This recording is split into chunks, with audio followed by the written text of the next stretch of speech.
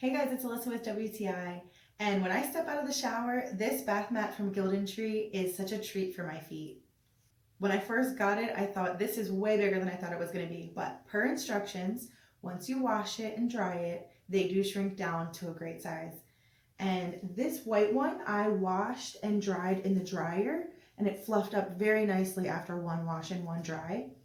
This clay colored one, which I just love this color, I washed and I dried on the line. So it fluffed up slightly a little bit less and it's shrunk a little bit less also, but still came down to a nice size. I love the waffle weave. It feels so nice on my feet.